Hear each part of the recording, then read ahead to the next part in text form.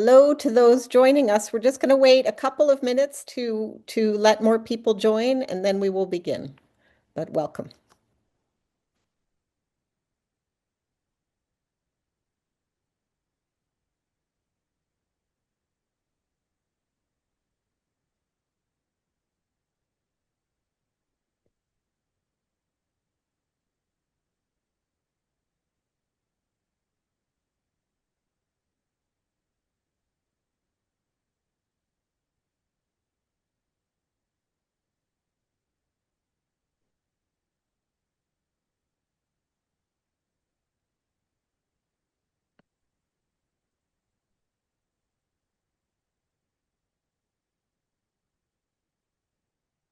Okay, we have 110 people, so that seems like a good number to get going. My name is Carlota McAllister. I'm the Associate Dean of Research, Graduate and Global Affairs at the Faculty of Environmental and Urban Change at York University.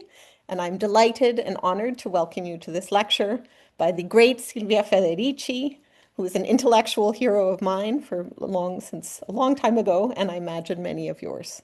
I'll begin with a land acknowledgement that York University was recently gifted by the Mississaugas of the Credit First Nation. And since we're in virtual space, you may have other relations with the land that you wish to reflect on during this time. First Nations peoples have lived on this part of Turtle Island for millennia, stewarding the land, the water, and all that contributes to life in this region. Today, the culture and presence of First Nations, Inuit, and Métis peoples enrich the lands and peoples of this territory. More than 2 centuries ago, the Mississauga people welcomed settlers to this territory, providing sustenance and engaging in trade and commerce. Between 1781 and 1820, 8 treaties were signed between the Crown and the Mississaugas of the Credit First Nation, who opened their territory to settlement. Today, York University's Keele campus is located on the Toronto Purchase Treaty No. 13 lands and is situated on the traditional territory of the Huron-Wendat and the Haudenosaunee. Treaty history is foundational, and it is our collective responsibility to honor the land as we honor and respect those who have gone before us, those who are here, and those who have yet to come. We are grateful for the opportunity to be learning, working, and thriving on this land, and we commit to learn the truth and be active in the process of reconciliation. Last summer, Silvia led our International Political Economy and Ecology Summer School. The IPEE, for those who don't know, is an extraordinary tradition at York University and particularly at EUC, running since 1991 and offering both graduate students and activists a unique opportunity to investigate salient issues in political economy and political ecology. At a time when cutbacks and the resurgence of the right threaten our ability to engage collectively in critical discourse, EUC is proud to support our community within and outside the university by continuing this tradition, for which Silvia Federici herself is such an extraordinary bearer. And in this spirit, I ask you to stay tuned coming forward after, not now, but in the weeks coming, for the public lecture component of this year's IPE course, Jurisdiction Back, Restoring Indigenous Governance in the Wake of Extraction. But long before that, let me once again welcome you here and Silvia Federici herself, and I'll now retire and let the others speak. Thank you so much for being here, and especially thank you to you, Silvia. Thank you so much, Carlotta. My name is Anna Zalek. I'm a faculty member in EUC, and I had the great pleasure and honor last summer of working with Silvia Federici as the guest instructor for the IPE, which, as Carlotta mentioned, is now in its 3rd decade. And to introduce Silvia today, we have a number of graduate students in the geography department here at York University. And I'm very pleased to introduce the two of them and turn it over to the two of them to honor Silvia with their introduction. So again, thank you all so much for being here. So we have with us today Farida Radi and Chris Sorio. Farida is an artist, writer, and researcher currently pursuing a PhD in urban geography at York. She explores questions of urban governance, housing justice, migrations, memory, and the poetics of place.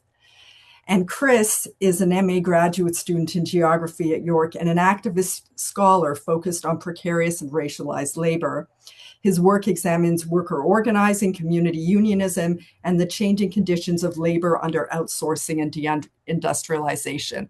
Both of them were among the students in the seminar that we held last summer with Silvia, entitled Coloniality and the War on Social Reproduction, a Feminist Perspective. And both had many wonderful things, as did the rest of the students, to add to the discussion. So I'll turn it over to Chris now. Thank you. Last summer, I had the opportunity to attend a class with Silvia Federici. What stayed with me was how she helped us see that care, migration, and survival are not separate from politics, but is at the center of it. She reminds us that what we call private life, raising families, sustaining communities, is shaped by a global system built on displacement and inequality. So what I want to share is a reflection on that reality, on migration as both survival and resistance. This piece that I will read, which I wrote, is Migration as a Political Act and an Exit Strategy. We didn't live to chase dreams. We left because we were pushed by debt, by landlessness, by a system that makes survival a struggle. The Philippines called us heroes, bagong bayani, modern-day heroes. But heroes of what? Of an economy that cannot sustain its own people? We became exports, maids, nannies, caregivers. Our labor stretched across oceans. Our care extracted and repackaged for the world. Our work became the nation's lifeline, while our own families learned to live without us. They say we migrate for opportunity, but we migrate because staying is a form of slow violence. Because war is not only fought with guns, it is fought through hunger, through displacement, through policies that make life unlivable. This is the quiet war on reproduction, on our ability to care, to raise, to sustain life. So we cross the borders, but the borders don't end. They follow us in the homes where we work. No rest days, no privacy, low pay, sometimes no freedom. We raise their children while ours grow through telephone screens. We care for their families while ours survive on remittances in our absence. They call it domestic work, we call it survival. But also we call it struggle. Because even here, we organize in Hong Kong, in Kuwait, in Manila, in Toronto. We gather in parks, in churches, in community halls. We build organizations, we form unions. We demand status, dignity, and justice. We are not just workers. We are mothers and fathers. We are organizers. We are migrant justice defenders. We are rebuilding life in the cracks of a global system that depends on our own displacement. Migration is not just a movement. It is a refusal to disappear, the refusal to accept that conditions impose on us. It is a political act, an exit and a confrontation, a way of saying you may force me to leave, but you will never take away my voice. As Federici reminds us, those who move do not arrive empty-handed. They carry knowledge of exploitation, of survival, of resistance. They have seen the limits of capitalism, and in that seeing, they begin to imagine and build other ways of living. This is the reality that Silvia Federici helped us to name and challenge. Thank you. Oh, very powerful. Thank you, Chris. Hi everyone, I'm Farida. As Anna said, I was a student in the summer school with Professor Silvia Federici in June.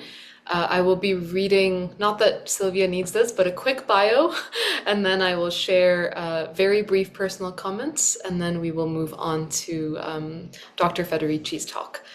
Dr. Silvia Federici is a world-renowned feminist intellectual and longtime activist, teacher, and writer. In 1972, she was one of the founders of the International Feminist Collective, the organization that launched the campaign for wages for housework in the US and abroad. She has been active in the anti-globalization movement and the anti-death penalty movement.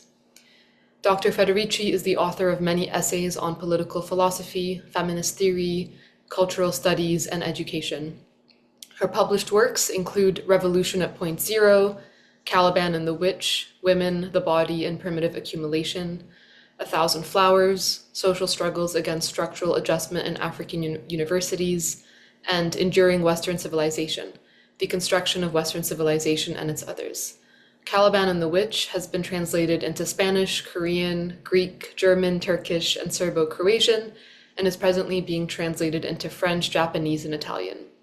Dr. Federici is Emerita Professor of Political Philosophy and International Studies at Hofstra University in New York. So very briefly, as Anna shared at the beginning of this, I was a student in the International Political Economy and Ecology Summer School in 2025. I speak for the entire class when I say that it was such an honor to learn from Silvia.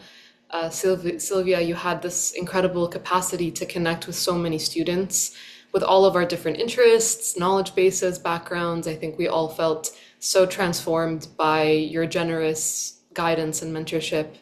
I felt like I could listen to you speak forever, so I'm very excited to listen to you speak soon. It's very difficult to sum up my reflections from such a transformative learning experience, but I wanted to share one quick learning before we move on. I think one of the greatest gifts that Dr. Federici shared with us is her steadfast commitment to naming and then clarifying all the links and interconnections across all sorts of social movements, all sorts of geographies, historical occurrences, contemporary crises, and every single scale, from the very micro of the body to the very macro of the entire world. Silvia, the way that you led us in weaving a multiplicity of stories and knowledges helps us coordinate the multiple movements that we are committed to, helps us be coherent in our political positioning, and helps us also remember that any action that we take, no matter how small, no matter at which scale, is always connected to the deeper shifts and changes that we are all working to realizing. So thank you so much for that, Dr. Federici. And with that, I'll pass it on to you. Please go ahead. Matt, I hope, thank you. Thank you so much for these beautiful words. And I hope, first of all, that not everybody disappear from the screen. I like to see living people faces. Oh, thank you. Thank you, Chris, for coming back. I like to see, because it's very difficult to speak to a screen. I always get a lot of energy, but unfortunately, I cannot be present with you. I would love to, because as I said, I gain a lot of energy by the presence of people. Sometimes ideas that might not have come are generated. So I want to, thank, first of all, Anna, first of all, for inviting me to give the course at the IPEE, which was very, very important for me as well. And also I want to, thank Chris and Farida. Chris, your poem is fantastic. What a fantastic poem. In fact, your poem in a way sums up what I'm going to say today, some of the main points of my presentation today.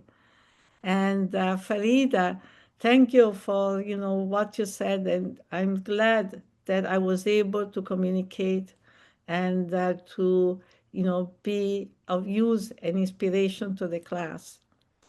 So what I'm going to present today is not a formal paper, but rather it is the outline of a document that I'm trying to work on to understand the significance of the politics of the Trump administration and trying to understand if indeed, as it is often claimed, is it true that we have entered, a new age, a new time, in which all the rules of the past, in a way, are no longer valid, in which, international law, no longer, works, and and understand that after that, what kind of movement do we have? What kind of movement we need to construct also to contrast, these politics. And here, of course, I'm referring,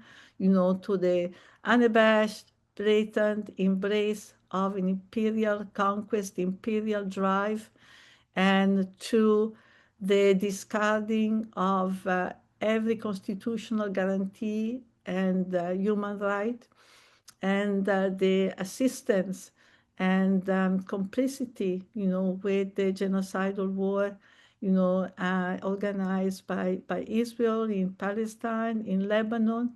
Of course, the drive against immigrants that have already, led to the deportation, incarceration of thousands.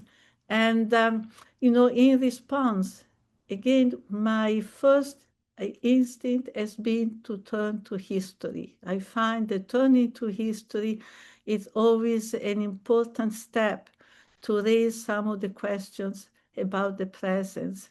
And I've returned to the history of the last 5 decades and beyond, stretching my memory, asking what is the nature, what kind of world order has emerged, in over, the last, perhaps almost 100 years, that from the negotiation that were, initiated at the end of World War II, when in response to the revulsion generated by Nazism, there was a institutional commitment, realized by the United Nations, to put an end to war.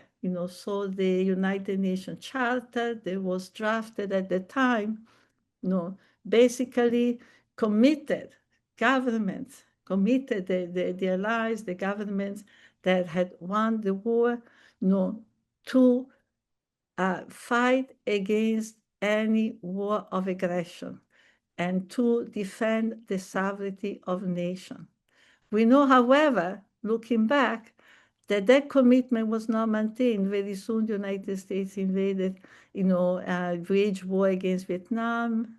France moved, an anti-colonial war against in Algeria, and also we looking back at that time, we see that the promotion of a broad process of decolonization, that was initiated by the United States, certainly led to the formation of a world market, but did not lead to the self-determination of the former colonial countries.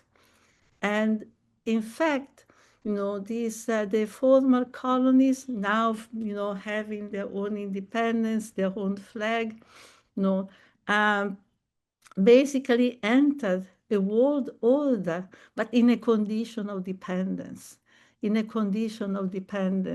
And the consequence of their failed decolonization was soon seen, by the 1970s, when in response to the crisis in capital accumulation, crisis in profit, very important to remember, for example, talking that the years between 1971 and 1973 saw really very significant climb in wages in the United States. So in response to this crisis, the United States, and also with the assistance of the European community and outside the United Nations, began a process of restructuring of the global economy. a restructuring, whose main instrument was the generation of a global debt crisis, a global debt crisis artificially created through the rising of the cost and the interest on the dollar, right? And what happened, as we know, that the former colonies who had heavily have taken heavy loans in order to develop, to build a hospital, to build throughways, to build schools, universities, overnight, you know, became unable to repay those debts. And that opened a whole new chapter in world history in a way.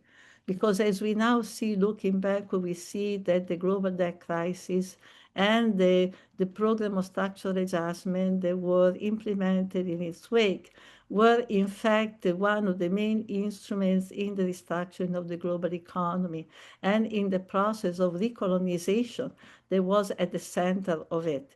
In a few words, since this history, is generally well known, structural adjustment imposed on the former colonial nations, imposed conditions that basically destroyed the means of subsistence of the majority of the population.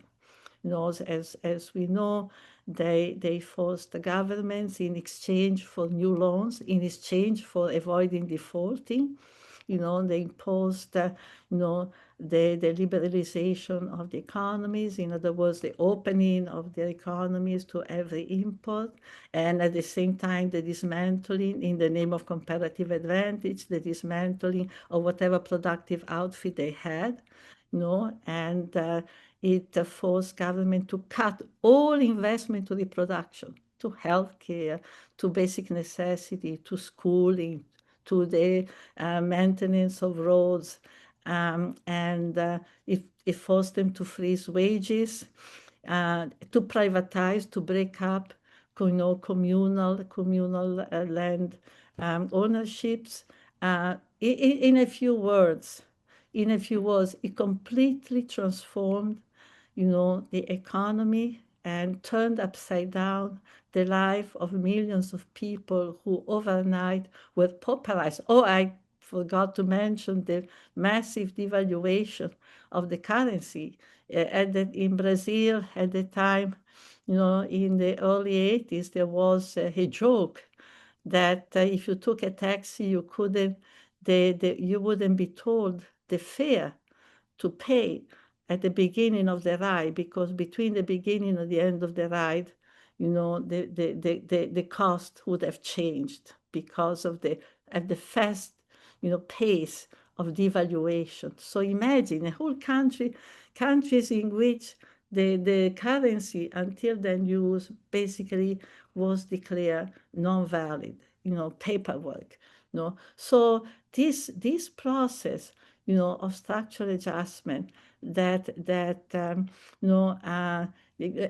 appeared, completely peaceful, peaceful and organized by financial means, in reality, can be now seen retrospectively as in fact being a sort of warfare, a war on the social reproduction of dozens of countries. And it's important to also point out that these massive, drastic austerity measures that were imposed, and of course imposed with much repression, because they generated a tremendous amount of rebellion, a revolt upon revolt upon revolt, in which the slogan IMF, International Monetary Fund, equal to a death sentence, equal to a death pill, was continuously repeated. That process did not in any case help to reduce the debt. On the contrary, the debt of the third world, of the former colonies, continues to increase, and there's absolutely no hope that it will ever be paid. In fact, what is being repaid is only the interest on the debt. And we know what the payment of the interest today is doing to the countries involved. Think of it, 2023. In 2023, the collective payment on the interest of the debt was more than $1 trillion. Imagine $1 trillion in 1 year moving away from many countries of Africa, half of the countries of Africa, Latin America, part of Asia. In 2024, the payment was 991 billion dollars. Again, almost $1 trillion. So imagine talking about financial, extractivism. This is financial extractivism, and you would imagine, right, that in any other situation, you apply a policy, austerity, with the idea that this is going to help you to solve your debts, and it fails. Year upon year upon year upon year, it fails to the countries actually get more into that. You think the policy will be trashed. It hasn't been, which tells us that the purpose of the debt was not the repayment of the debt. The debt actually, there's been an interest in international institutions, not only the IMF, but certainly the countries that are sponsors of the IMF, the United States, European Community, the United States in particular. There is an interest in maintaining that debt, because through the maintenance of the debt, right, that debt is an instrument of accumulation. In fact, the debt, it becomes really a powerful instrument of accumulation.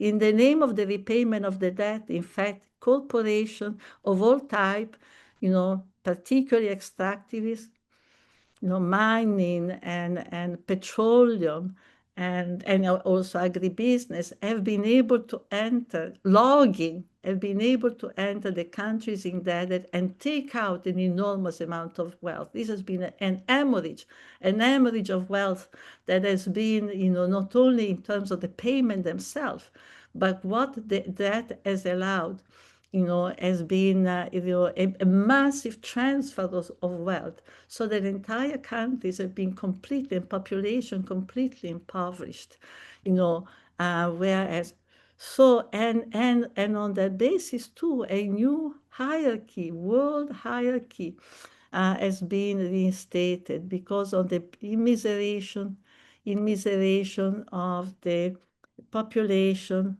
of the former colonies, where population, in which millions, and here the poem of Chris is so appropriate, have been forced to migrate. And migration is a defeat and is a victory at the same time. I think I appreciated your poem, because yes, migrants follow where the money went. And migration is a refusal to accept, a life without future. It's a refusal to accept and impose poverty. But this is explaining the massive migration. Because also keep in mind that together with structural adjustment, we have always seen a proliferation of trade deals like NAFTA, which have added,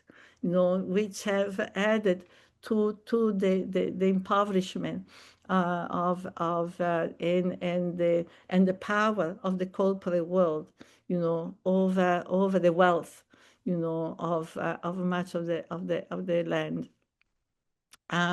So this it's also important to add, that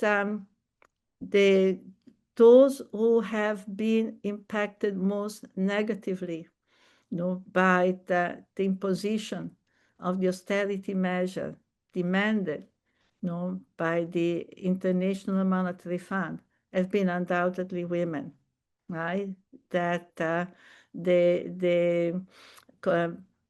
because the structural adjustment has been such a massive attack on social reproduction, right? On the reproduction of the day life, that it has affected every aspect of women's life, their access to care, their ability to raise their children, their work, their relation to land. Women have lost access to land in the process of privatization, that has accompanied the new regulation. Women have seen their work escalate because so many of the resources that were available to them, were no longer, and they had to spend many, many more hours of work, to be able to reproduce their family. Women have had to uh, face, and confront, also the consequences of the arrival, in their community of extractivist land, of extractivist, corporation and companies, which have poisoned the water, which have logged the forest, which have, basically, reorganized agriculture on an industrial basis. So we already seen that even though the structural adjustment has had a massive impact on population, it has of course not impacted every member of the community in the same way.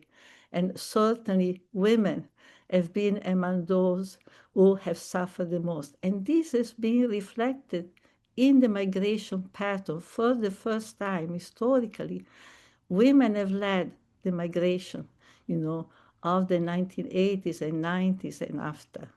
Usually it has been the men who migrated. The men migrate and they send the money back home. This time, in fact, the lead has almost come from women.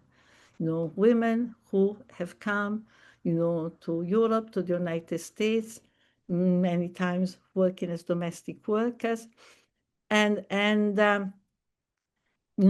because faced with the fact of not being able to reproduce their family with the resources left available to them, And the alternative for women to migration, and particularly younger women, has been to go to work in the free export zone, which are practically new industrial plantations that have been set up on the basis of the process of deindustrialization that simultaneously has taken place in the United States and in Europe, leading to the export of the former, factory activities, to the former colonial world. And the work now done by younger women who are expected to work day and night, sometimes work days of 12, 13, 14 hours, and in condition, completely, unhealthy and extremely repressive. Much more maybe in the discussion, we can also add more detail. So these are some of the effects of the structural adjustment program. But I want to emphasize that when we look at this program, we have the impression, the appearance, it's again that it's organized all by peaceful and purely financial means. But in reality, we have to look at it as a war, as a process that has been extremely repressive and exploitative of millions of people across the world, and has transformed in a very drastic way the life of people in a brutal, drive to recolonization. However, no longer after the implementation of structural adjustment, we have also seen the return of war proper, organized in many ways, organized in many different ways, according to the need and to the situation, the 1980s with the Reagan administration. We have wars by the Contras, as in Nicaragua, El Salvador. Later we have war by proxies organization, in Africa, Angola, in Mozambique, and war proper, Iraq, 1991, and then Yugoslavia, 1999, Iraq, Afghanistan, 2000, 2003, Iraq, and after September 11, war becomes ubiquitous. With the Bush administration, war becomes ubiquitous. We have the war on terror added to the war on drugs. And this is, again, an important moment to reflect upon, the construction of a war economy, of an economy built upon permanent warfare of all type. Extremely important because in a way it shows that there is an essential continuity between the politics that we see now promoted by the Trump administration, and the politics that actually have inspired, the international economy now for many decades. And I suggest here, for instance, the one returns to read, some of the proposal, the documents, and the legislation that was passed, by the Bush administration, like, for example, the Patriot Act, which instituted, many repressive rules that now are being implemented, of course, with the maximum of violence, by Trump. And, I've recently also, in preparing this document, found an article by Seymour Hersh, a very important, political writer, that, analyzed, demonstrated that the Bush administration was in fact thinking of invading Iran and was in fact prepared. As they were negotiating with Iran, they were at the same time preparing and to invade it. And they were very close to, in fact, take that action. And with Obama, the introduction of drones, that basically begin to transform the world into a war zone, right? Drones for targeted strikes, to resolve the bottlenecks that in the international politics encountered on its way. Maybe, we don't have the time now to see each time why, what inspired, this particular war. Let's say that they served to, on one side, break resistances to the New World Order, right? They also served, not only to break resistance, but to forward the world expansion of capitalist relation and capitalist accumulation, right? They serve to in a way, create a world in which the extraction of wealth, the process of exploitation, the control over flows of commodity and flows of labor will be unimpeded. And again, it's important to see that those who were particularly targeted and particularly impacted by the war were women.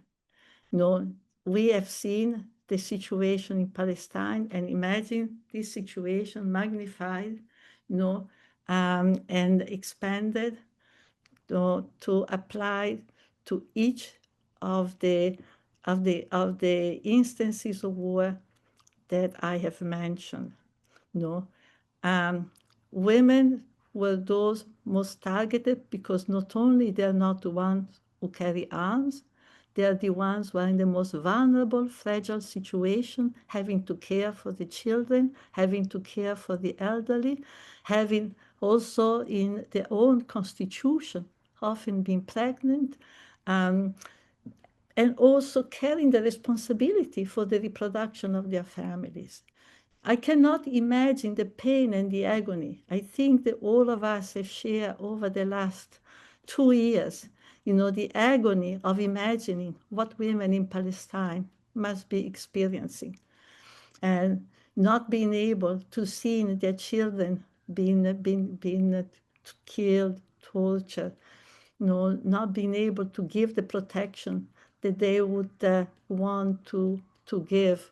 And well, imagine this as being multiplied. Multiply every war has in fact produced its own, hell.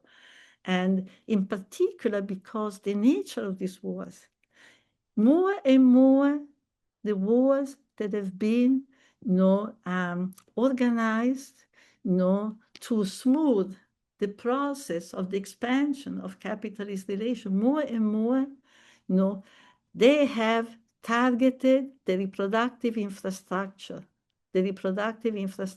of the countries that they attacked. So to take one example, Iraq, the destruction of all the outfit they use for the purification of waters. So that, for example, people kept dying. It's calculated that 2 million people died after this, as a result of the second war on Iraq. Because people kept dying long before the bombing had stopped because of the diseases that were created through the destruction of the reproductive infrastructure. And not only the purifiers of water, but the bridges, connecting different areas of a town, the factories producing medicine, electrical system, so there's been an attempt to make life impossible.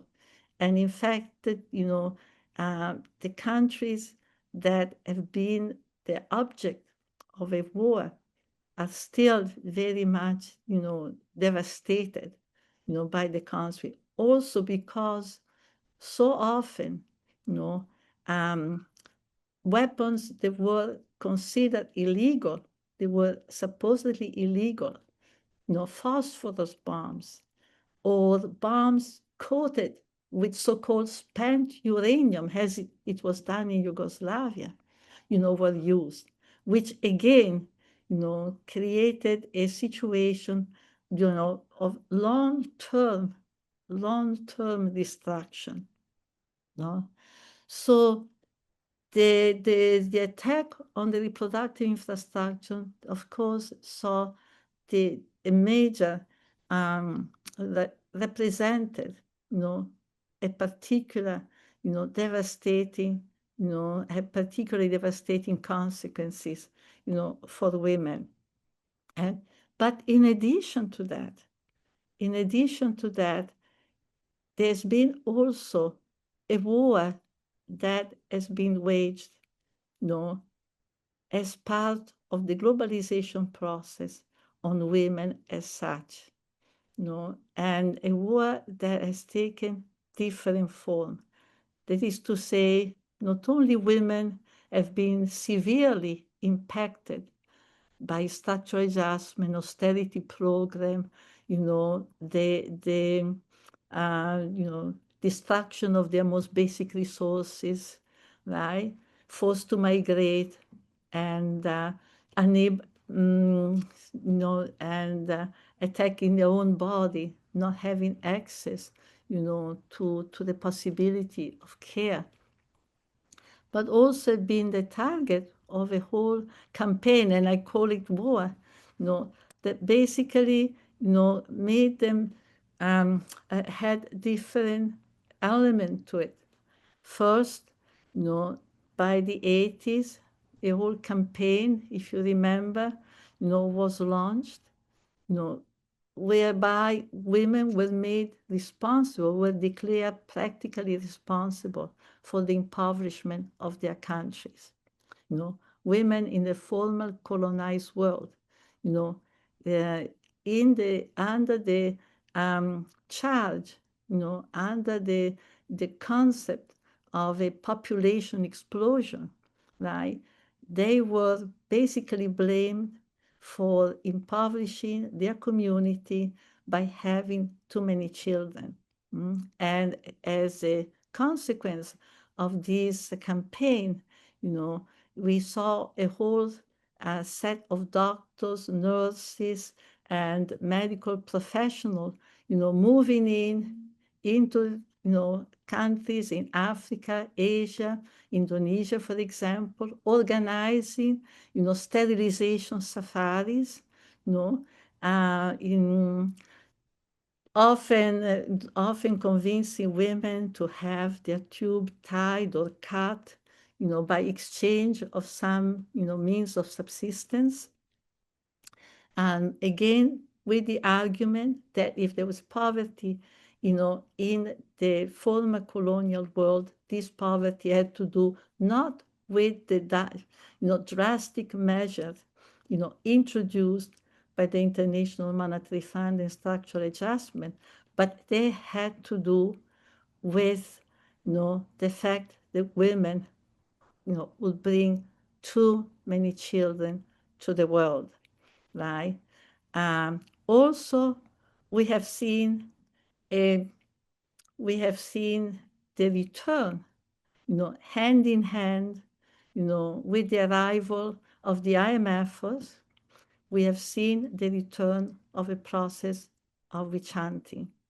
And I've written about it, and I think it is a phenomenon that unfortunately has not received enough attention, because it's an horrendous development.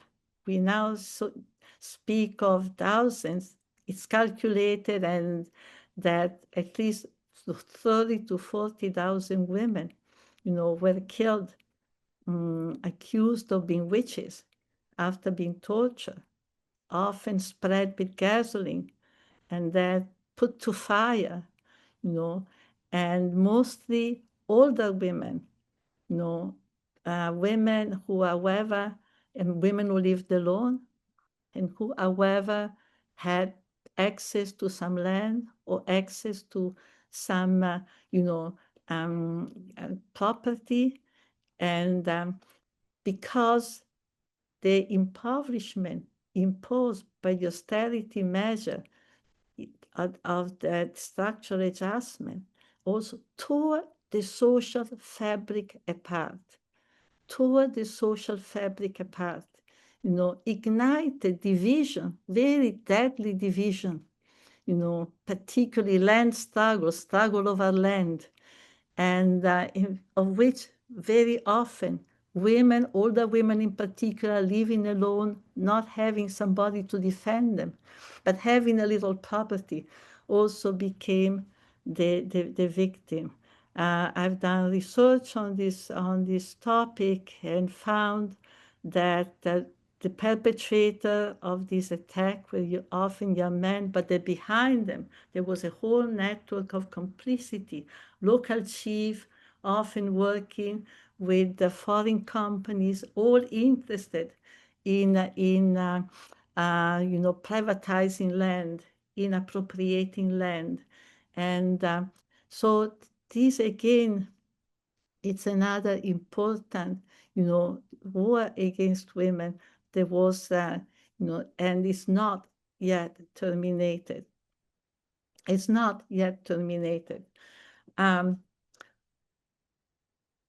So at the same time, I think I want to now come to my conclusion, because I would like most of all to hear what your reflection, on my approach to the issue that I've posed, right? It's women there's been a war on women, a large escalation, intense escalation of violence against them, not only through witch hunting, right? But through attacks by paramilitary, attacks by individual men, and in particular attacks by guard of companies, extractivists, logging, because women have been in the forefront of the struggle to defend their land against the drive to expropriate its wealth, against, for example, deforestation, against the poisoning of the waters in their land, by petroleum companies. So women have been especially active, being those who are the first, most important subject, in the organization of social reproduction, of the day-to-day reproduction of life. They have also been the first to respond and on the front line of the struggle against structural adjustment and against, all forms of extractivism and the transformation of their community into sacrifice zone, because this is what is happening. This is a term that is a new term that is being used. Sacrifice zone is a term that is used, to qualify, areas that where it is accepted there will be high level of pollution. But in fact, these are areas that are highly population. So sacrifice zones are really sacrificed population. So women have been attacked. Also, the violence of women that has escalated and escalated worldwide is directly related, to the fact that with the proliferation of war, the proliferation of surveillance system, the multiplication, now, fighting, carrying a gun, being a soldier, being a guard, being a prison guard, it's one of the few jobs available to men. It's one of the few jobs available to men.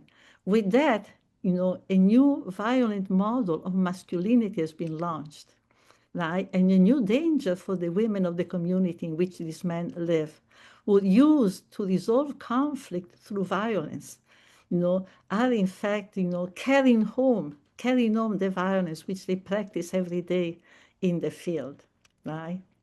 However, and here I'm nearing a conclusion, however, for the same reason, right, the women are in fact being the target of so much, violence, financial, economic, and as well as direct violence against their body, as against their community.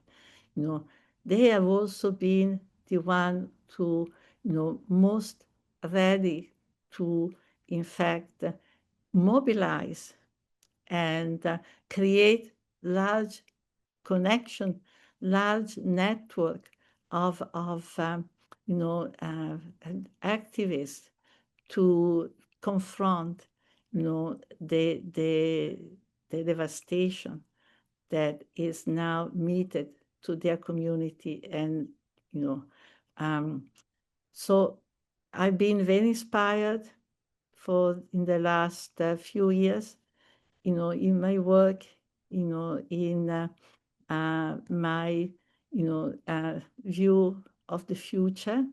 I've been very inspired, for example, by the struggle the women, have been mounting throughout Latin America, where large, coalition of feminist groups have developed, which in a way remind me, of the coalition that were built, around the year 2000, by, anti-globalization movement.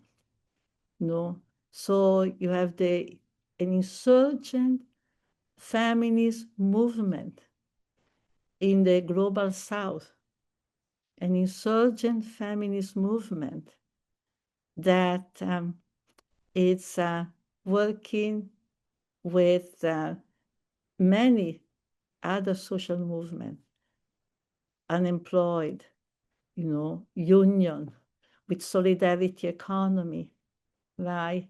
And they are connecting urban women as well as women, in the rural area. For example, urban women in Argentina or in Ecuador with women in the Amazonia, and at the same placing at the center of their, activism, the need to regain control over their territory, regain control over the land, regain control over the most fundamental means of their reproduction, with the awareness that as long as we are not controlling, as long as we don't have access, to the land, as long as we not protect the natural environment around us, and are completely dependent on a market, are completely dependent on an economy which is by itself a war, which is by itself organized according to hierarchies that are destroying entire communities. We cannot build any future for ourselves. So this is the message with which I would like to finish. And this is very, requires much more elaboration. But this is the message with which I like to finish, which is to see that when we look at the history, when we look at the history of the last decades, look at the processes that have led to the present, we see that there is something systemic.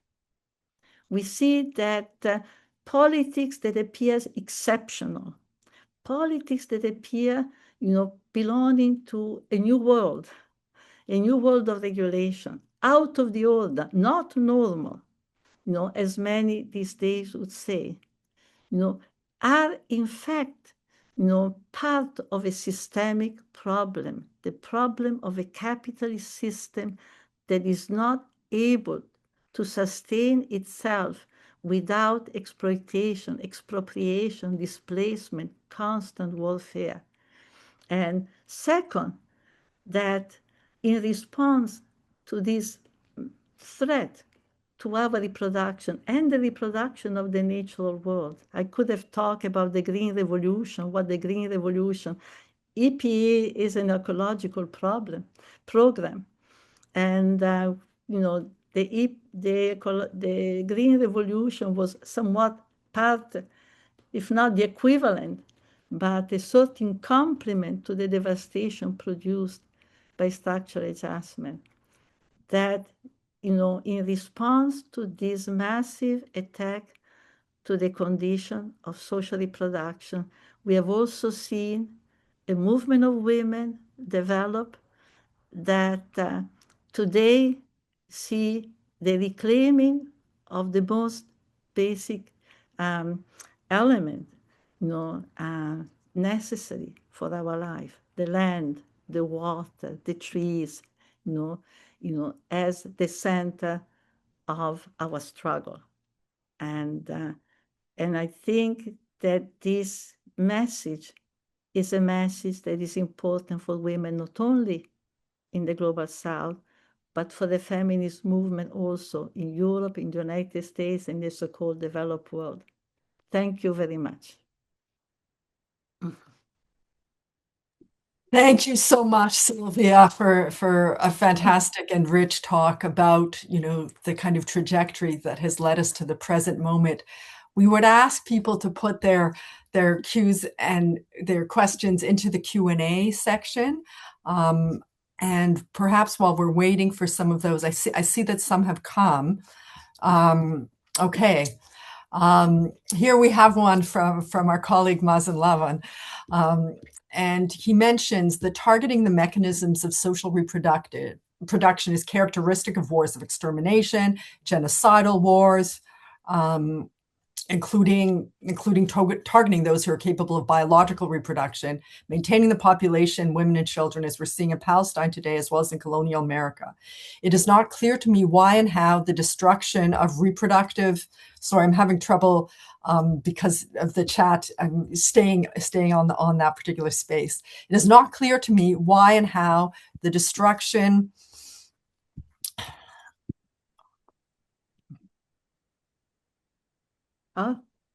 sorry, it's a problem with new questions coming in, so it makes it it means that I'm losing where I was reading from. It is not clear to me why and how the destruction of reproductive social systems benefits the expansion of capital and capitalist social relations in a way comparable to the destruction of productive and industrial capacities that allowed the imposition of the IMF and World Bank regimes of debt extraction.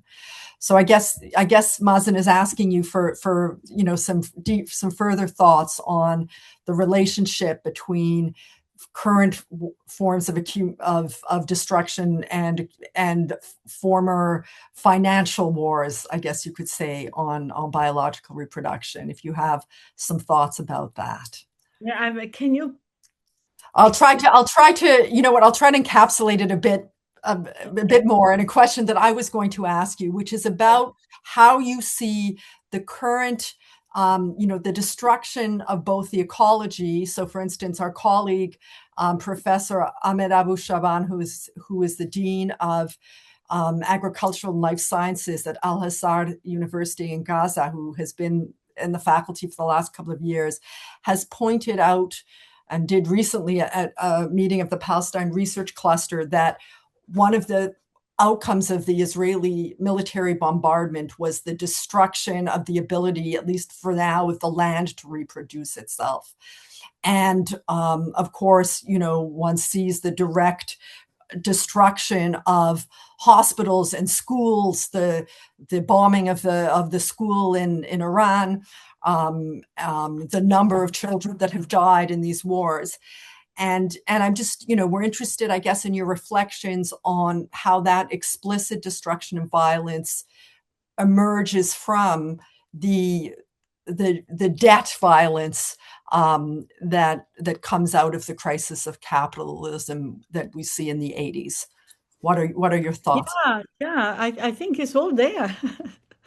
It's all there. For instance, let me add something, that I don't know, this morning the news, right? The morning the news was that there were interviews, and I was listening to Democracy Now, and there were interviews and showing that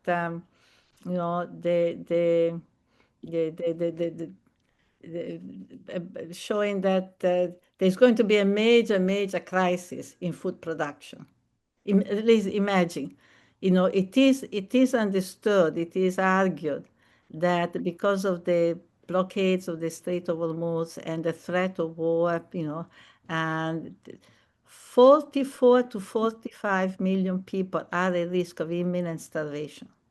44 to 45 people, mostly in the global south. Why?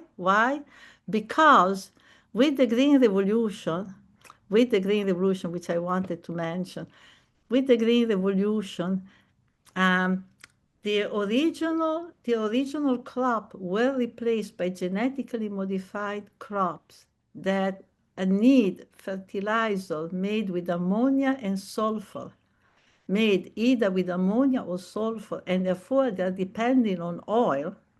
So actually the world food production is depending on oil. So actually in Africa, now people who have been expropriated of their land has been taken over by companies that are producing, with this, genetically modified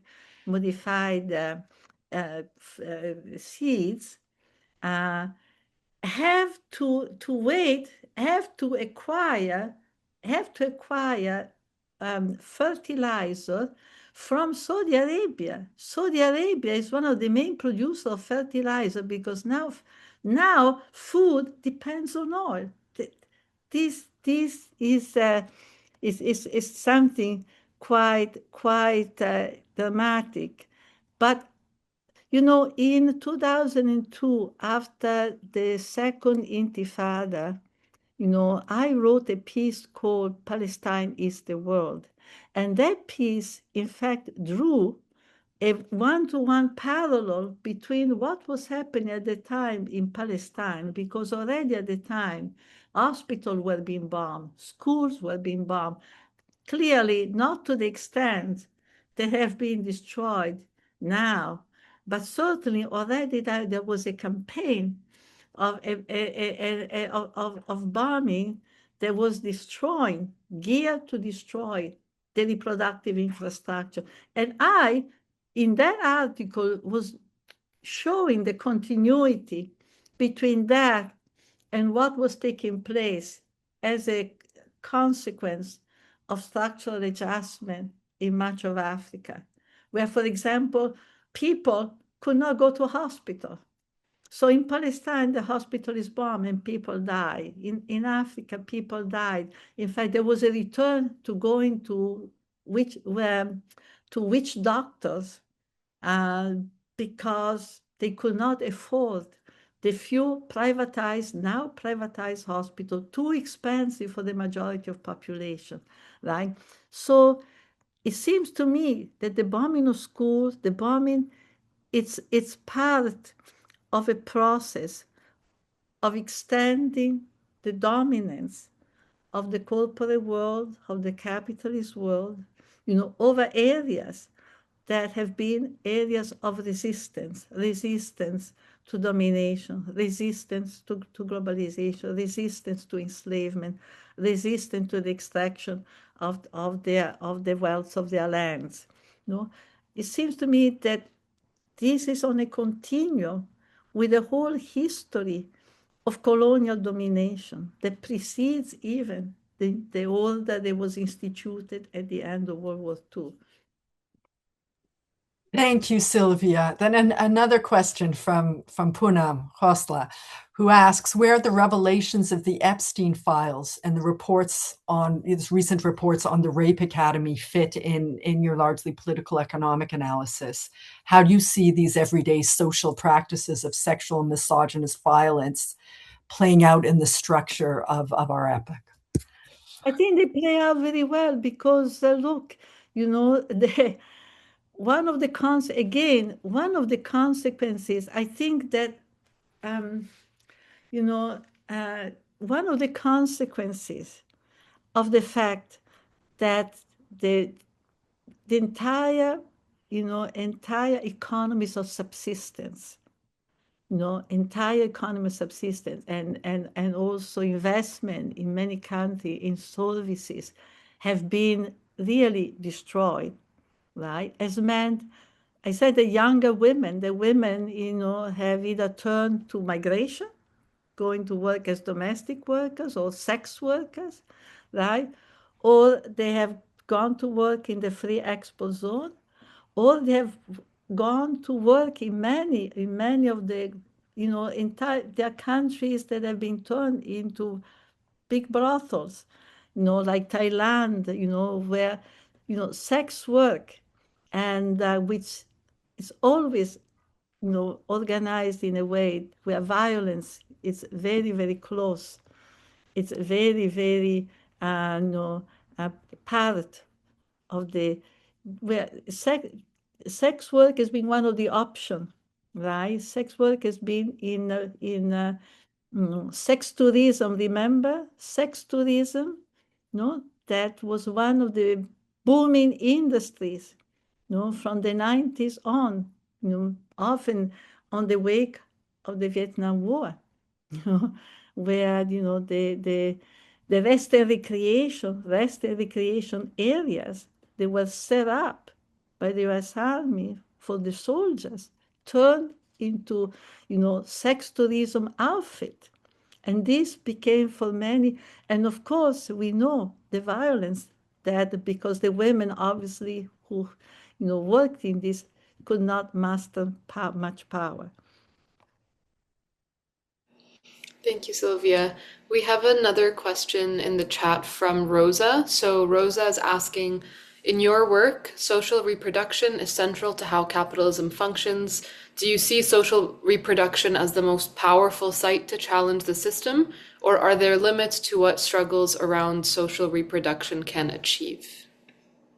Yes, I'm strong. I always emphasize social reproduction, and in a way here is because also as a complement or corrective to the whole socialist tradition, whose stress is workers' rights, wages, the factory, and so forth, right? I'm arguing the social reproduction is a much broader area. Social reproduction, in a way, is an area of activity that touches the most important activities in life. Social reproduction is agriculture, is relation to the land, it's child raising, it's food production, it's health, education, right? Sexuality. So social reproduction is a broad, all interconnected set of activities that in a way are the most fundamental to shape our life, to shape our relationship. And in a way, social reproduction, how social reproduction is organized. And this, I think, is really, really, really very important. I think it's very important. How social reproduction is organized also decides to what extent we are capable of struggling. Struggles have to be reproduced. Struggles don't just happen. They have to be reproduced.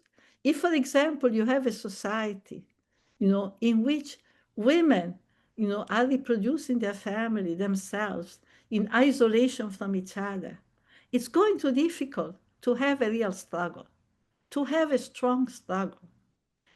One of the things that I've seen, for example, in many communities in Latin America, one of the first things that happen when you have a broad feminist struggle is women are beginning to start reproducing their life more collectively, more cooperatively, right?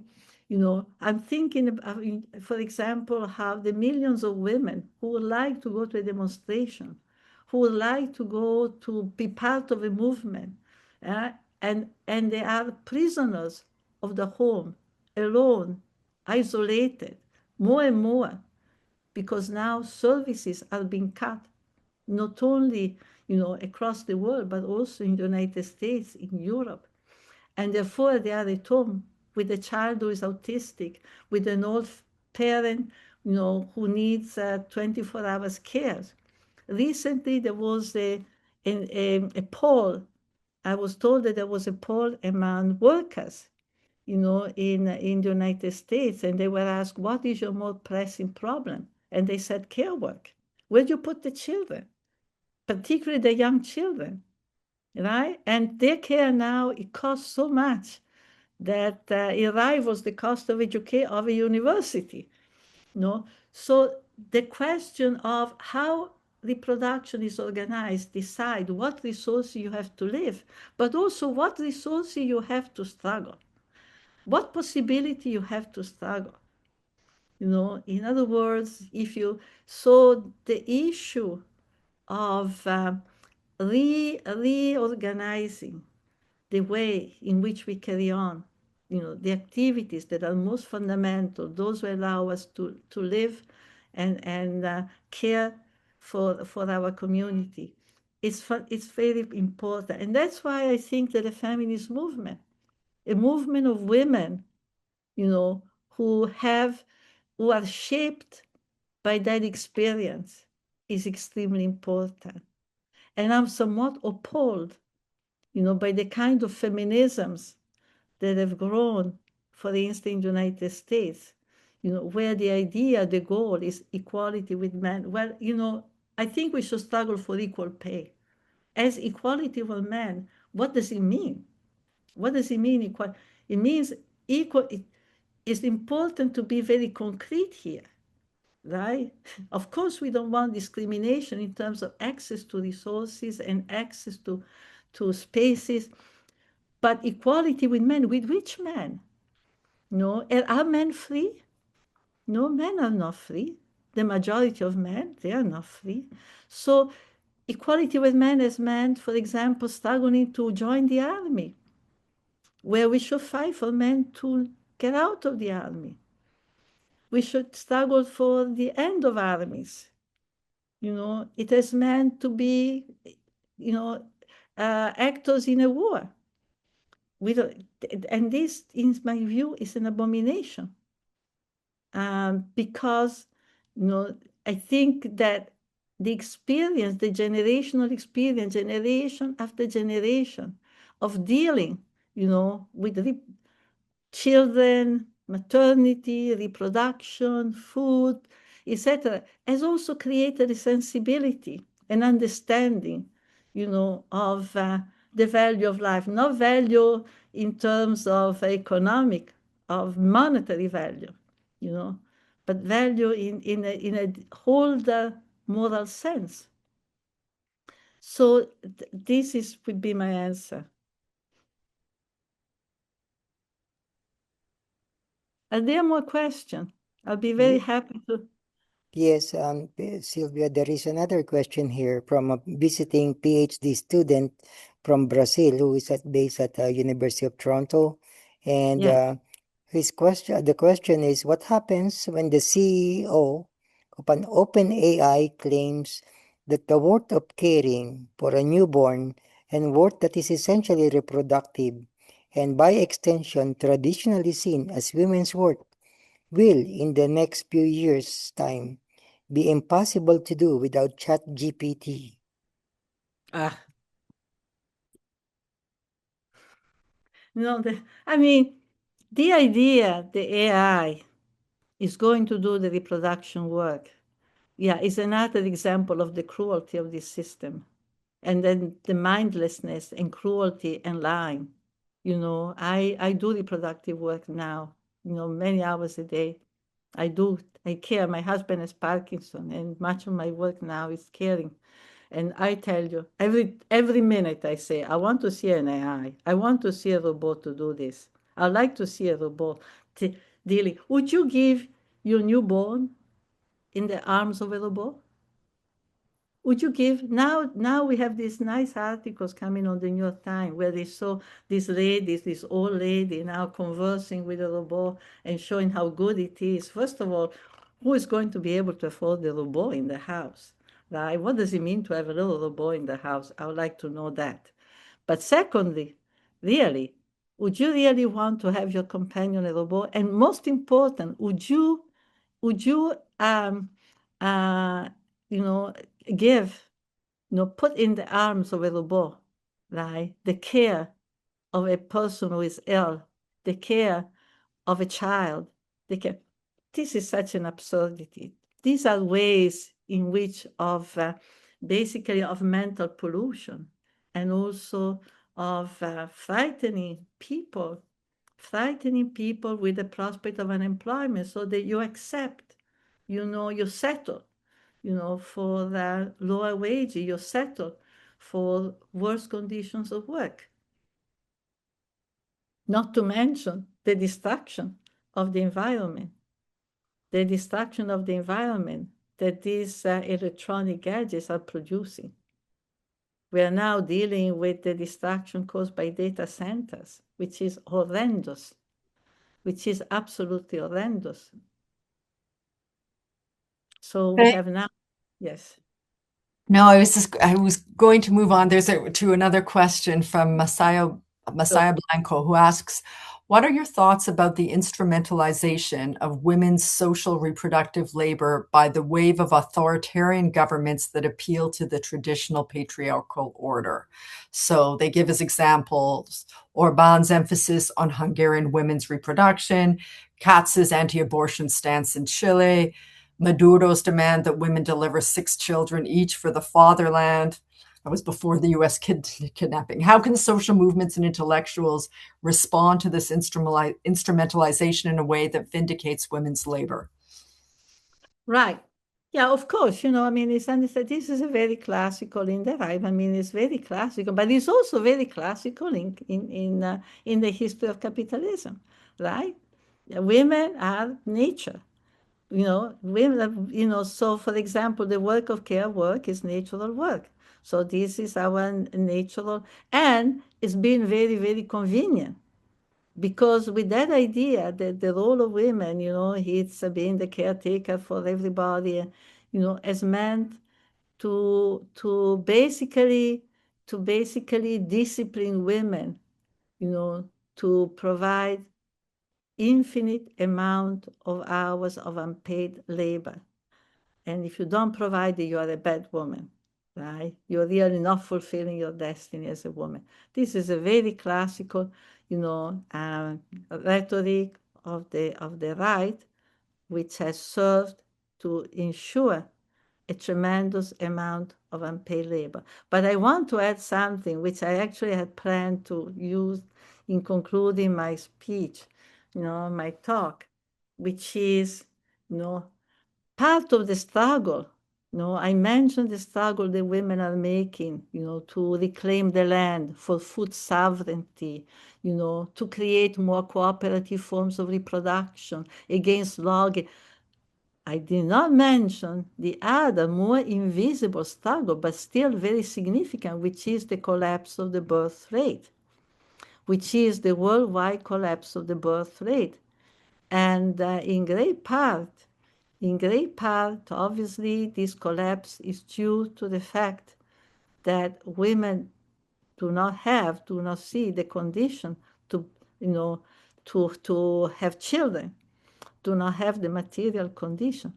But to a great extent, we also have to read a refusal to break children into such a world, to break children into a world in which their life is not guaranteed, in which we see so much cruelty, in which the pursuit of happiness is way, way beyond the rainbow.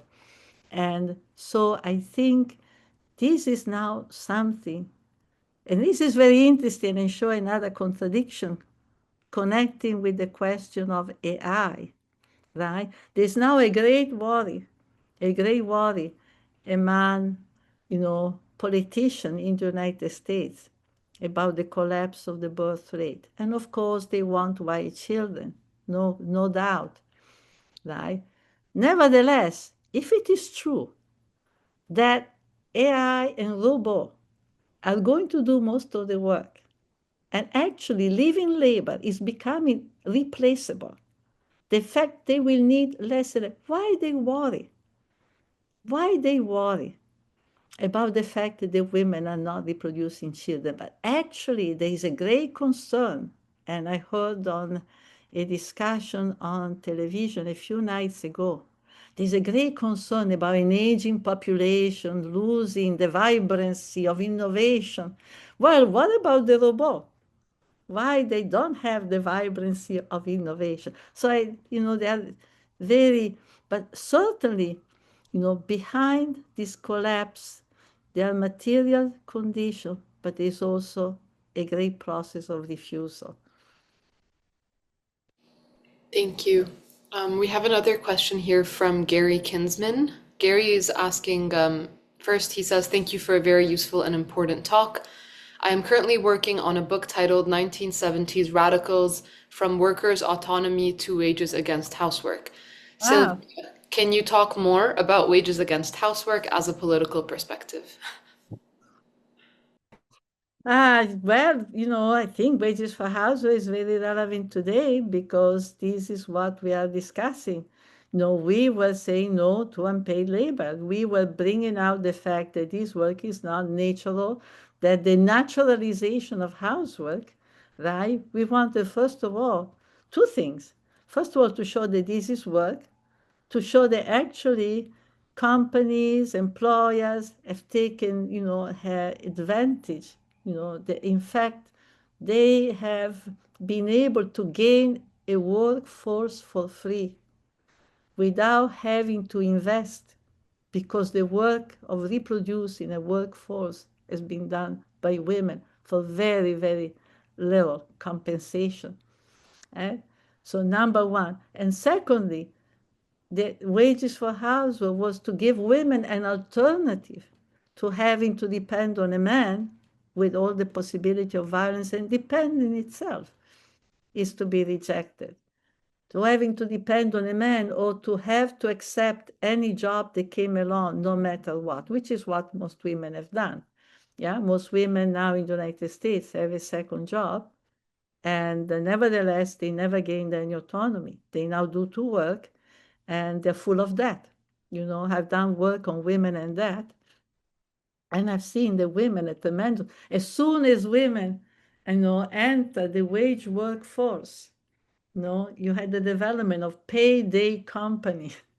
These companies realizing the women will not be able to support themselves with what they earn because the wages were so low in the jobs that they gained that they would need, to take a loan. So they provided this loan, which are a very high interest rate. Since women have no collateral, they have to pay a very high interest rate, like 50%. So you work and work and work, and you become more and more indebted. So there is a new form of slavery that has become a new form of enslavement because it's a mortgage on the future. So I'd say wages for housework is still very relevant.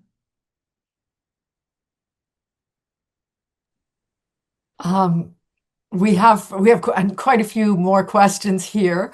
One of the next ones comes from an anonymous attendee who asks how the perpetuation of global patterns of imperialism and violent capitalist accumulation, do you see that in Trump's administration? For example, ICE officers killing white Americans, the overturn of Roe versus Wade.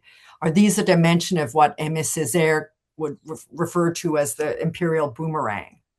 Do you think that coming back kind of to haunt empire, these same acts of violence? And also asking, do you feel that the reclamation of the means of social reproduction you speak about can occur alongside the continuation of the modern nation state?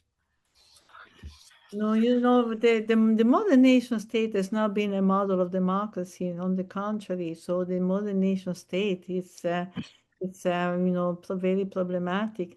I've been very interested in the idea of communal self-government and to look at economies, in which people actually share the wealth of the land and collaborate, cooperate. And, after all, democracy meant power, government by the people, right? And when you continuously relinquish your decision making, right, to another authority, we have seen historically that in a way you are expropriated of your right to decide about your life.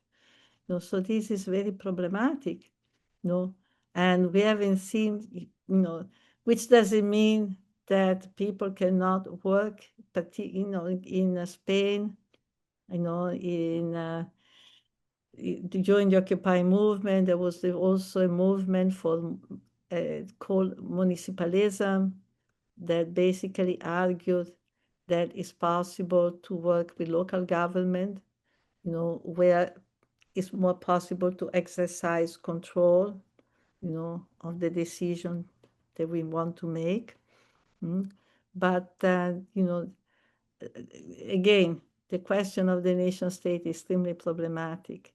And the other question was, I didn't understand it completely. There were two questions. There was a question about the imperial boomerang. So, for instance, the question was whether or not the current sort of patterns of violent capitalist accumulation, including the killing by ICE of white Americans and the overturn of Roe versus Wade, are these examples of what? Oh, I see. I see. Yeah. Oh, yeah. Well, often, of course, you think actually the reference would be the MSSR, the discourse on colonialism, right? 1950, in the discourse on colonialism, he said, the people now speak about Nazism because they don't tolerate Nazism. He was very bitter because he said they don't tolerate Nazism. No, not because they don't tolerate, because it applies to white, what until now, has been applied to people in the colonies. He saw that, Nazism was an extension. Again, the theme of continuity, right? That he saw that the tactics, politics, of Nazi Germany were actually bringing into Europe what had been done in Algeria, in the Congo, and all through the colonial world. And, he was correct,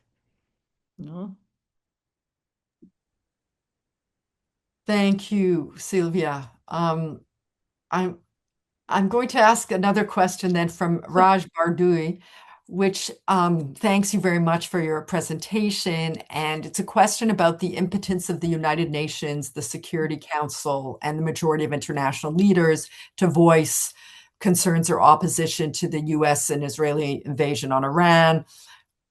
This would, of course, include the ongoing genocide in Gaza, the war on Lebanon, as well as the abduction of the former president of Maduro. This, you mentioned also at the outset, this is a breakdown in the international order. How do you explain this? He asks, is there really the United Nations has been complicitous all along. What did they say during the Vietnam War? What did they say about Algeria? The United Nations has been complicit all along. In other words, they have this ritual condemnation. This is horrible. This is it. But the United Nations, and actually, it's very interesting. Actually, another thing that I didn't mention that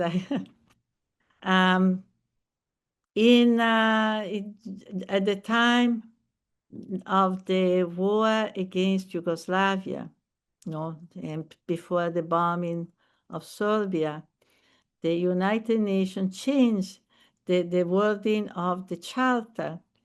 The charter committed the countries part of the United Nations system, committed them to defend democracy, to defend sovereignty, to refuse war of aggression.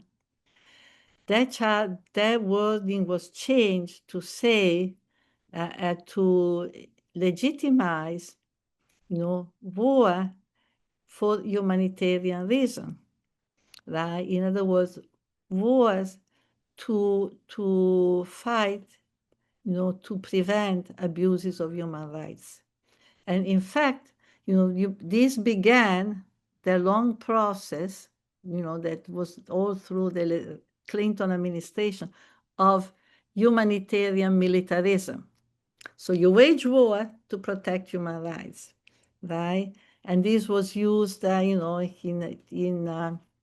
Yugoslavia, basically the protection of the rights of Kosovo people. Then it was used against Saddam Hussein, and it was used in Afghanistan. And this is where also women began to be used in protecting women's rights, right? Women's have been, and of course, women's organization on the ground in Afghanistan, in Iraq, over and over have denounced this policy. They have said, in fact, that the war made things much, much worse for women, much, much worse for women. So so the United Nations has not been a passive observer. It's not been a passive observer. They have behind the ritual condemnation and the ritual concern, there's been a tacit assent. There's been a tacit assent. And in the case, for a certain period of time, actually an active subscription to a policy of warfare, in the name of the defense of human rights. There's another question here from Nira. I agree with you. Women's movements in the South are generating innovative forms of rural-urban and indigenous-urban collaboration. How can these organizing models be extended to include migrant women in the global North, and what kinds of political organizational movement would it create? Hmm. Yeah, I think, of course, that this is a very important question. But I think that, you know, immigrant women have been very, very present. You know, for example, I've studied a bit the Si se puede mobilization, you know, in the United States, and migrant women were very, very important. More recent, in the campaign for the election of Mamdani here in New York, also big presence of migrant women. So I think the migrant women are very active.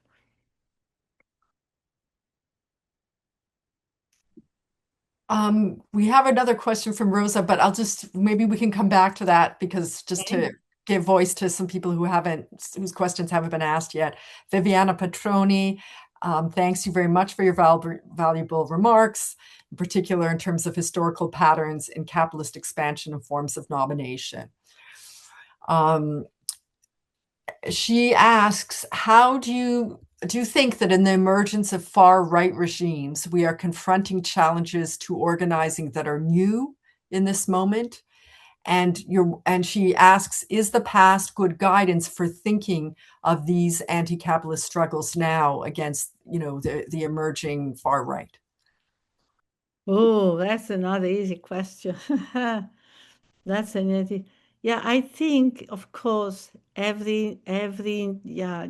never a repetition of the past, right? The past is never repeated as it is. That does not mean that the past cannot give us a lesson. So I always go to history. So I think it's one of the first things that I did, I mean, in fact, the phase of the attack on Palestine, I went back to some of my books on the history of the partisan movement and so on. I think that, we need to learn from the past, but obviously it's a very much of a new situation. And, there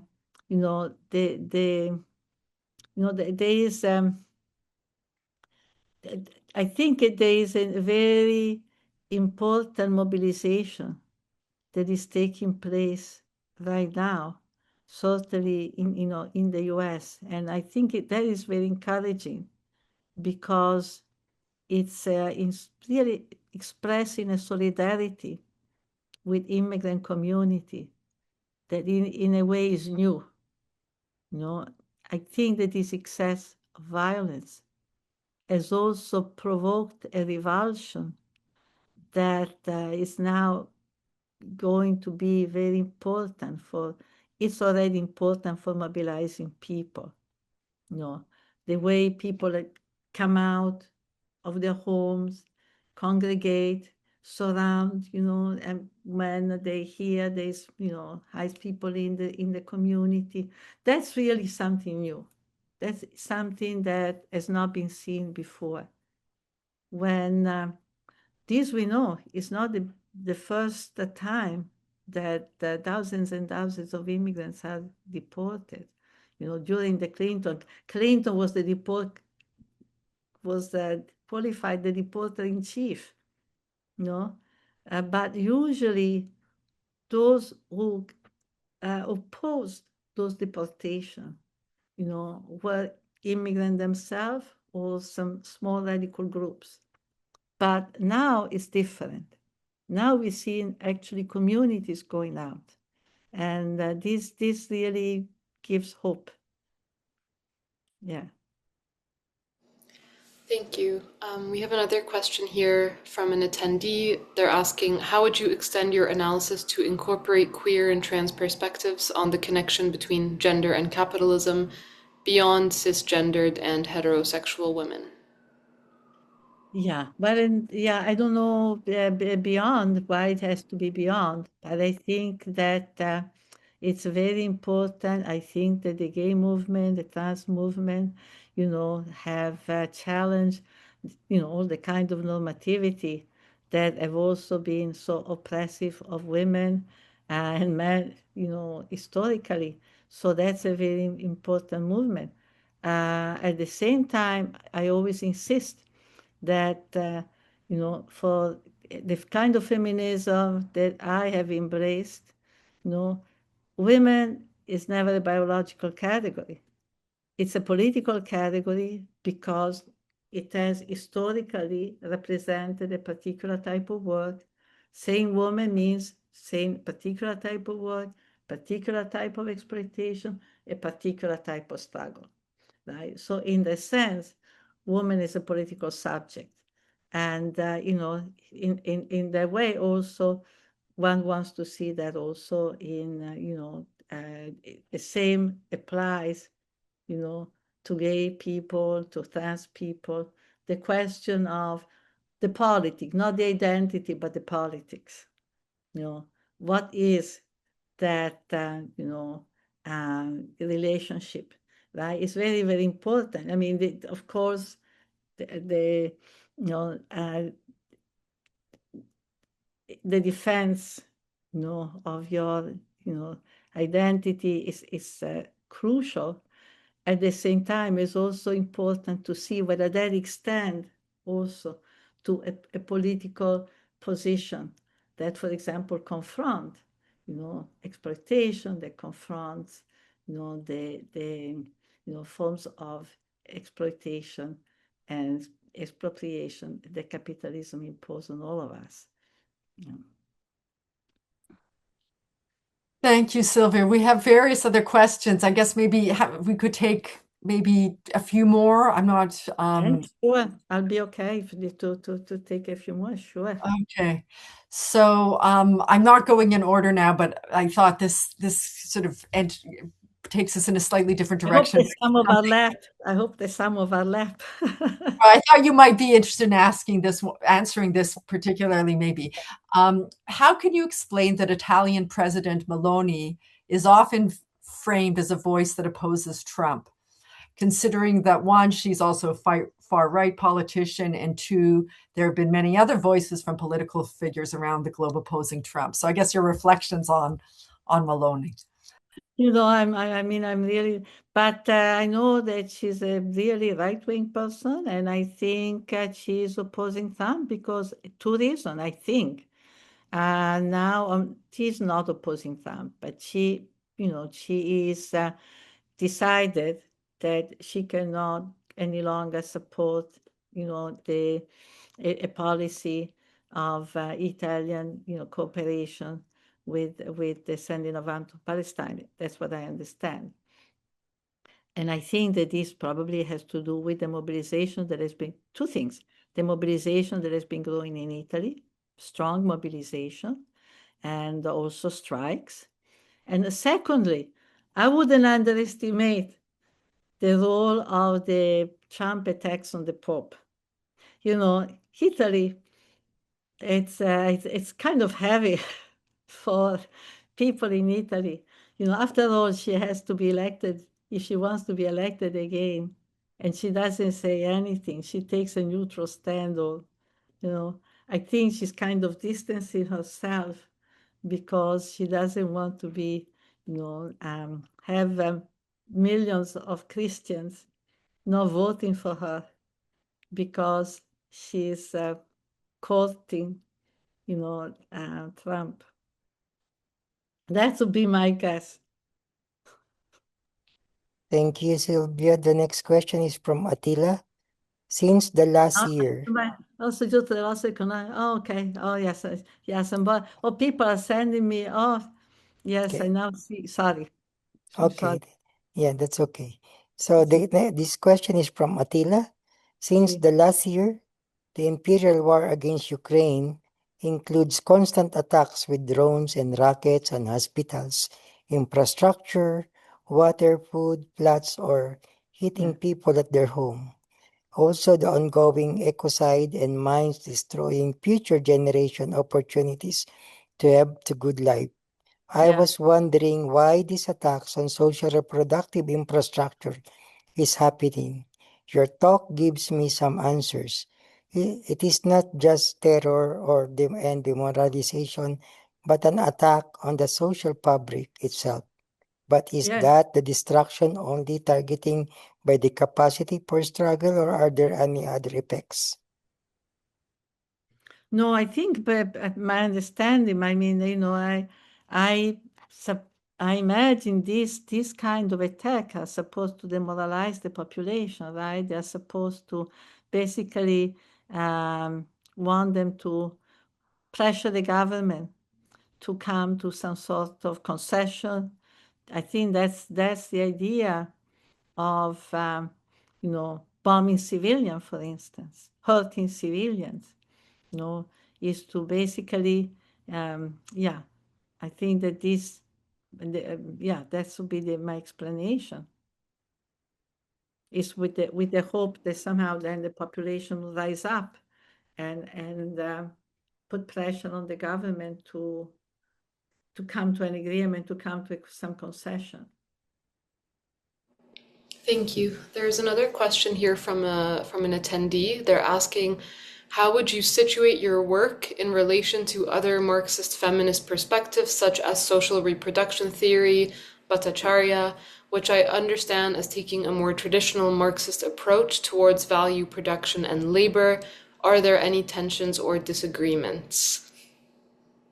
No, I like their work. The only, I think one difference is that, in the work that we did from the 70s and beyond, we gave a lot of prominence to the unpaid domestic work, done by women in the home. The literature from the social reproduction feminist, like Bhattacharya, seems to be more directed to reproductive work that is organized outside the home, that is organized basically on a wage basis. So in that sense, I think it's more traditional within, a more classical workers' rights, framework. And that but I think it's very important to also not let that whole immense area of work untouched. And I think there is an hesitancy, perhaps among social reproduction theory, to recognize that their work is in fact part of capitalist production, that their work is in fact contributing to capitalist accumulation. And I think, and that I think is a significant, it's probably important difference.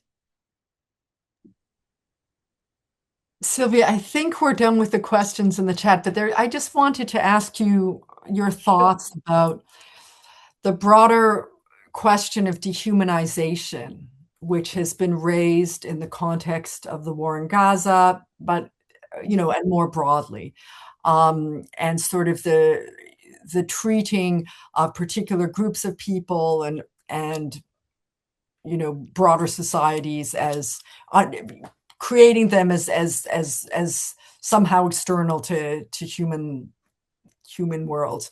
And I mean, one sees this, I think, also in the images that come out of, the prisons in El Salvador and elsewhere that are housing deported people from the US. So I just wondering your reflections on that with relation to all the work you've done, documenting these dynamics over centuries. I guess this is part of the questions that people have been asking about the specificity. Yeah, that's why also I put so much hope in the feminist movement, because we raised those children. Some women raised the soldiers of ICE who now work in ICE, right? There is a mother there, there are mothers there, there are sisters, there are wives, lovers. Wow, these women, what is the relation of these women with these men? Right? What happened? How did they grow this way? Right? How did they grow this way? And what happened? Be interesting to know how many of them come from war. How many of them are people who have been involved already in some. There are so many wars abroad that have made them insensitive, completely insensitive We already have the robot. The robots are there. The robots who have no pity, who have no, they have their order, they have the marching order, and they go, right? I don't know. But yeah, so to me, for example, I see the importance of a feminist movement also from the point of view of child raising, education, massive education. Yeah, I remember there was a time when, for example, if a woman was attacked, right, by that groups of feminists who go into her neighborhood and try to speak to people and try to, to see and challenge, to tell the community, look, this guy has done this, but also the work of consciousness raising, the work of, so I think women have great potential in terms of shaping a new society. I think there's a lot of work to be done and here the question of an anti-war women's movement, and women's movement against militarization, against war, against prison, abolitionist. We have an abolitionist women's movement, very important. Ruth Gilmore, Angela Davis. I have a great, great, great, great respect for these women. I think that that's the right direction.